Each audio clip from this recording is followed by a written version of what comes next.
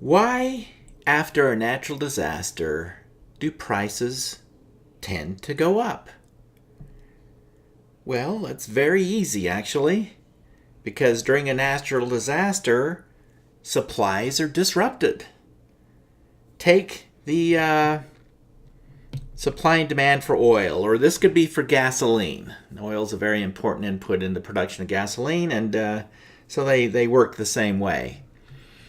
This last hurricane in Houston, for example, the supplies were disrupted big time. Gasoline and oil and whatnot. The point that is very important to get here is that consumers can't just go along like they were before. Everybody can't just consume the way they were before. There's less of this good now. And it has to be allocated differently now. There's less of it, so we can't just keep it at the same price. Well, how do we model this? Disruption in supply. Here's our new supply curve. Shifts to the left. Now we have a new equilibrium price. We see the price is going up because the quantity is going down. Okay, call that Q prime and P prime. So there you have it.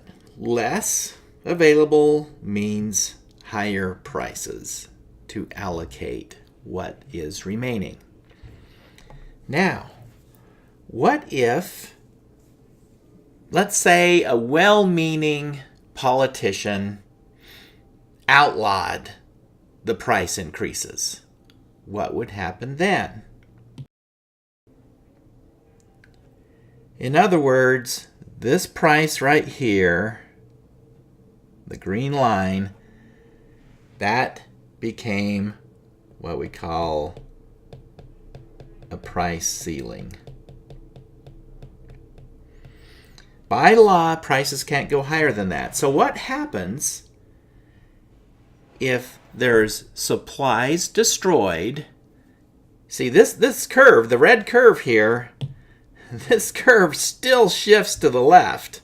We've still got this, going from here to here, whether there's a price ceiling or not. But the law requires that the price not change. Well, what do we have now? We have, at this original equilibrium price, we have this much supplied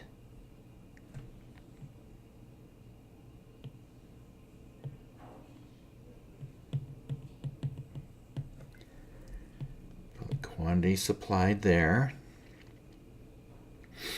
And let me get rid of these others. We don't need that now. That's just kind of in the way.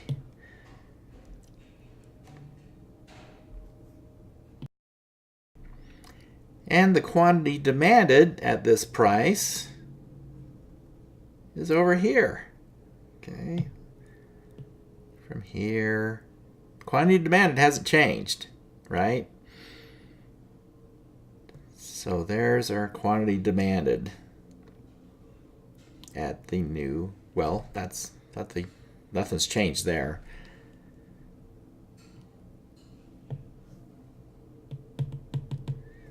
So,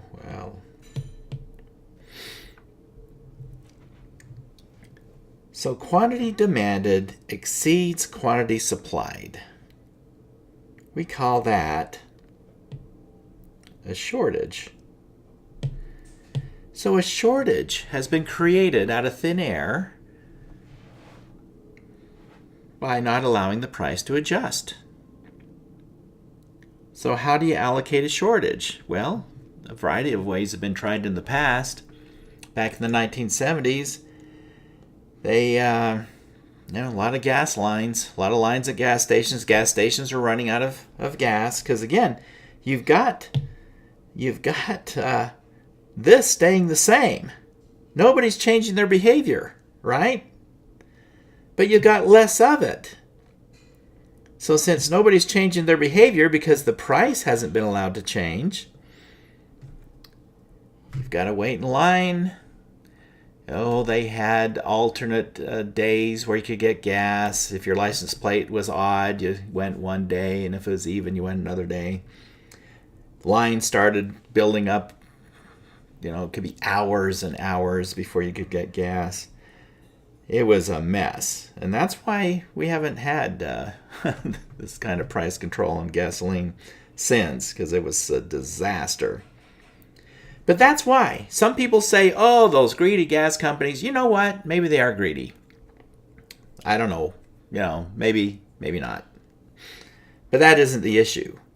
The price has to go up because of the market conditions have required it to go up to allocate the new decreased supply.